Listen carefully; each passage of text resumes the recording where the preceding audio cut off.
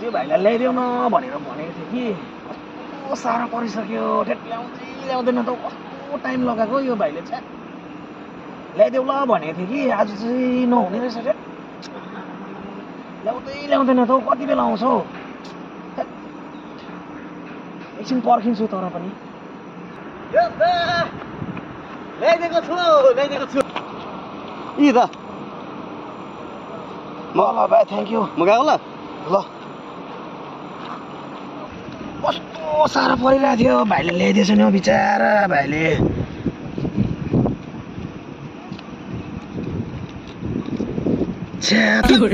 के ल्याएको यो माटो पो लिएर आएछ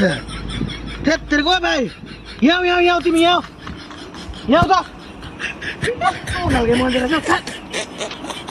हजुर त भन्नु नि के ल्याएको तिमीले यो के ल्याएको माटो पो बोकेर आएछौ त अन्त तिमीले त अन्त मलाई त्यो दायाले त यति माटो लोग्दै भन्यो अन्त ल्याइदिएको नि थेत्तेरिका हौ त्यसले कुरा नबुझेको कि तिमीले कुरा नबुझेको खत्तम भयो नि कस्तो साह्रो परिरहेको थियो अब के गर्नु म लु भन त अब उहाँ दादालाई फोन गर्नु नि तिमी त भाइ अब तिम्रो विश्वास गर्दिन मलाई त यो ल्याइदियो भने म त यही ल्याइदिएँ नि तिम्रो विश्वास गर्दिन तिमी जाऊ भाइ कस्तो साह्रो परिरहेछ मलाई गाइस यो भिडियो तपाईँहरूलाई कस्तो लाग्यो हो हाम्रो समाज चाहिँ यस्तै भएर चलिरहेको छ अहिले है माटो भन्छ घरि के भन्छ है यो चाहिँ हामीले जस्ट इन्टरटेनमेन्टको लागि मात्रै नभएर एउटा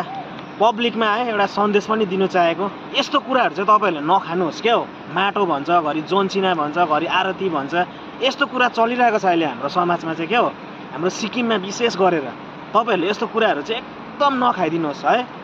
यो कुरालाई चाहिँ ब्यान गरिदिनुहोस् तपाईँहरूलाई कस्तो लाग्यो भिडियो है लाइक गर्नु होला